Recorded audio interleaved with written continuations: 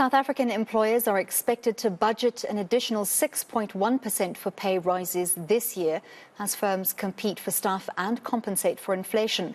According to Willis Towers Watson's latest salary budget planning report, salary increases will average out at about 6.1% in 2023. To discuss this further, I'm joined by pay expert Melanie Trollip. Melanie, thank you so much for joining us this morning. So good news for employees. How does this expected average pay rise of 6.1% compare with previous year-on-year increases? Are we seeing drastic increases to compensate for inflation or not quite yet?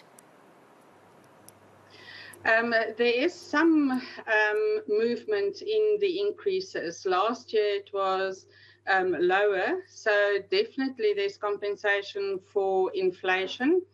I think employees do recognize the pressures on employees at this point in time, but there's a lot of market pressures that pushes up the salary increases.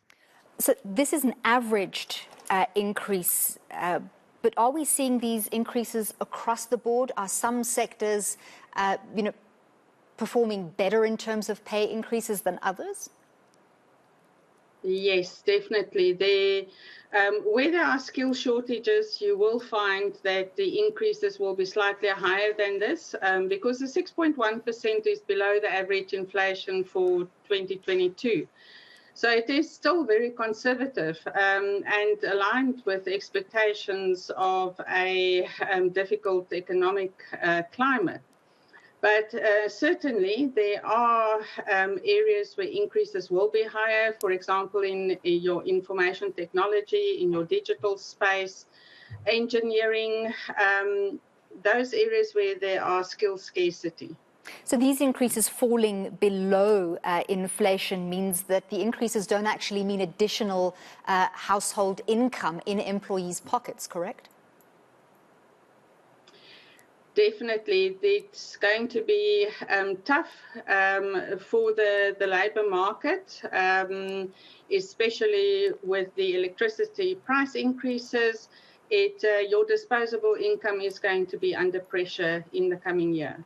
What kind of increases are we seeing for minimum wage earners or those at a low skill level of employment?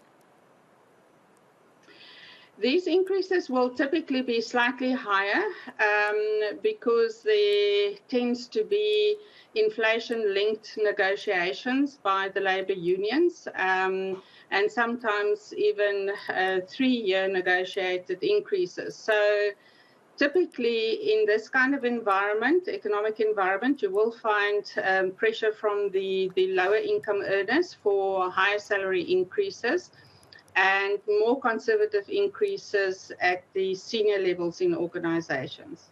Now, when we look at the pressures on individuals and on households to try and survive amid tough economic conditions, we also have to look at the pressures on companies. What do these increases mean for companies who are between a rock and a hard place in terms of wanting to compete or attract and retain staff, but also needing to stay profitable to be able to trade sustainably? Yeah, trading conditions are extremely difficult.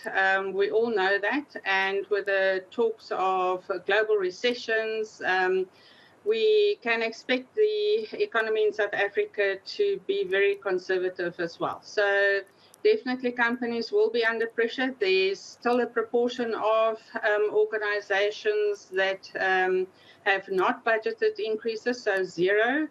And there is obviously a range. So the a range of factors that companies typically consider is inflation, it is affordability, it would be market trends, it would be skill scarcity. So it's not just inflation that's considered.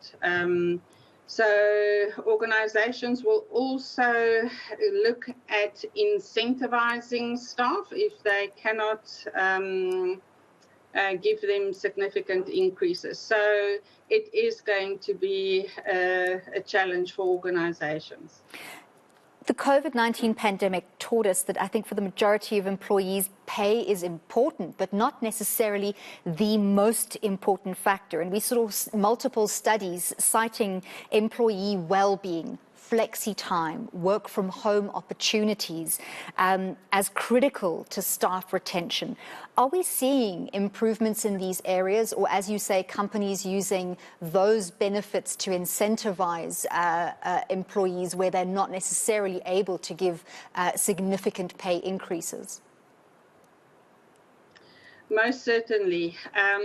Employee well-being.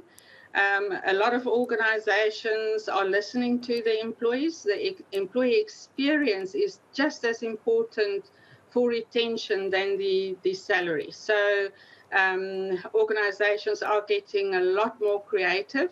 They're listening to the employees through engagement surveys and then aligning the strategies, employee strategies around that to ensure talent retention and employee engagement. Thank you very much for your insights. That was pay expert Melanie Trollip giving us some insights into pay increases for employees expected this year at about 6.1% average.